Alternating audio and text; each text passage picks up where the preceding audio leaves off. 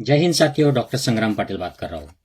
साथियों, धर्म सिखाने के बदले, कोई धर्म की कथा सुनाने के बदले या धर्म का कोई भी काम कराने के बदले में जो दक्षिणा ली जाती है, जो पैसा चार्ज किया जाता है, उसके बारे में भगवान बुद्ध के क्या विचार थे। हमें पता है कि भगवान बुद्ध या अरहंत हुए थे, सर्वज्ञ हुए थे।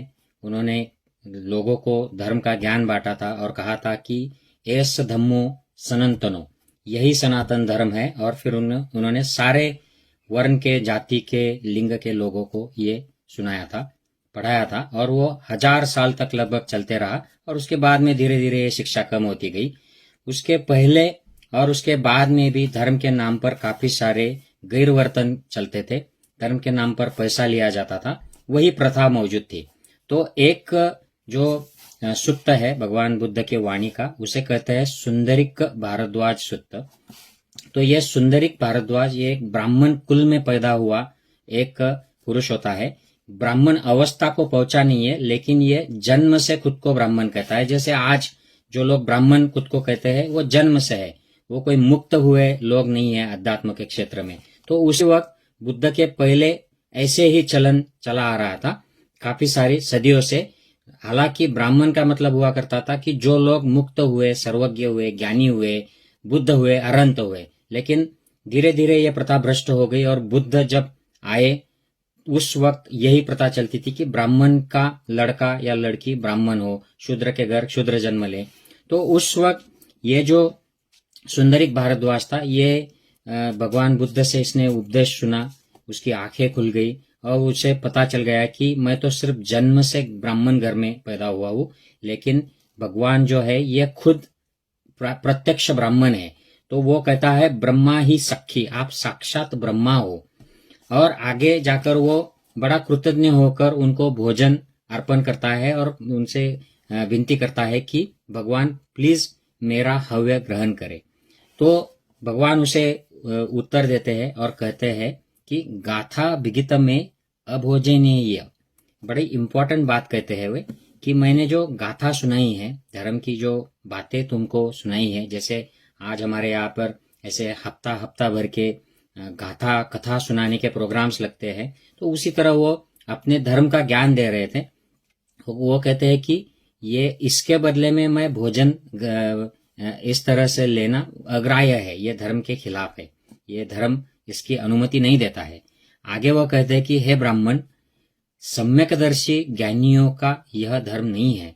जो सचमुच में ज्ञानी हो गए, अरहंत हो गए हैं, इनको धर्म सुनाने के, धर्म दान देने के बदले में कुछ खाना या द्रव्य लेना या संपत्ति लेना ये ग्राह्य नहीं है, ये सही धर्म नहीं है।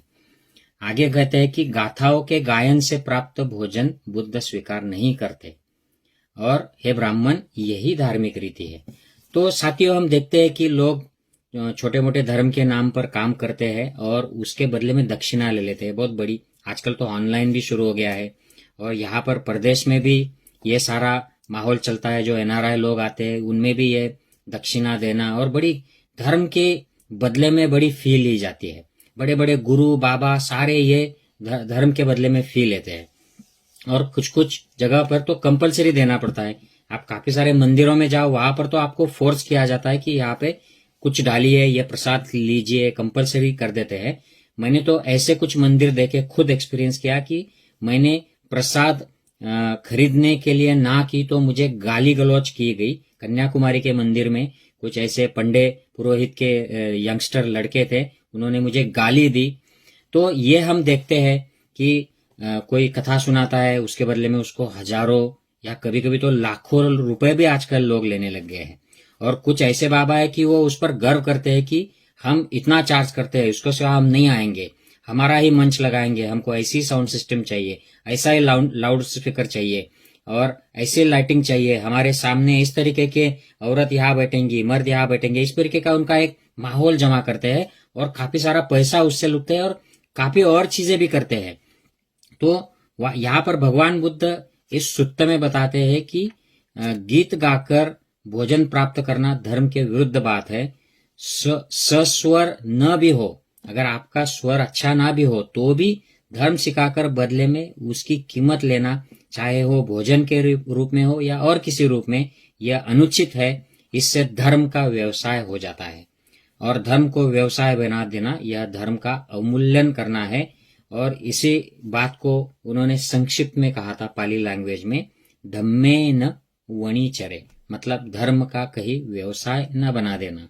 तो ये काफी इंपॉर्टेंट मैसेज था जो आज के लोग जो धर्म के ठेकेदार बनते हैं, धर्म के शिक्षक बनते हैं, धर्म के प्रचारक बनते हैं, चाहे फिर वो कोई साधु हो या कथा सुनाने वाले, गाने वाले, ये कथाकार हो या भिक्खु हो या और भी कोई किसी बहाने धर्म का काम करने वाले जो क्लेम करते हैं कि हम धर्म का काम करते हैं, ऐसे लोग अगर लोगों से पैसा वसूलना शुरू करते हैं, लोगों को कंपल्शन करते हैं, आह्वान करते हैं पैसा देने का, तो ये धर्म के खिलाफ है। यही बात उन्होंने कही थी, धम्मे न वणिचरे, कहीं धर्म को व्यवसाय न बना दिया जाए। तो साथियों, मैं आशा करता हूं कि इस वीडियो से हमारी ये जो इतनी मौलिक परंपरा थी, मौलिक बात थी धर्म के बारे में, उसको किस तरीके से आज लोगों ने बर्बाद कर दिया और धर्म के नाम पर लोगों की लूट चलती है, अलग अलग तरीके के पाखंड कर्मकांड किए जाते हैं और लोगों को इसमें कंफ्यूज किया जाता है, डराया जाता है, उनको अलग अलग तरीके के उनको आमिष दिए जाते हैं कि आप अगर ऐसा कर दोगे, इतने पैसे दे दोगे, ये प्रसाद कर लोगे, ये व्रत कर लोगे, ये यज्ञ कर लोगे, तो आपको ऐसे इस तरीके से स्वर्ग मिल जाएगा या आपको नौकरी मिल जाएगी, काम हो जाएगा, शादी हो जाएगी। तो ये धंधा बन गया है और इसी बात को हमारे पूर्वजों ने, हमारे ऋषि मुनियों ने और बुद्ध अरहंतों ने कहा था कि ऐसे बिल्कुल ना करना धर्म के क्षेत्र में। आशा करता हूं कि दिस वीडियो मेक सेंस। अगर आपको पसंद है तो और लोगों से शेयर कीजिए और मिलते हैं किसी दूसरे वीडियो में। जय हिंद साथियों।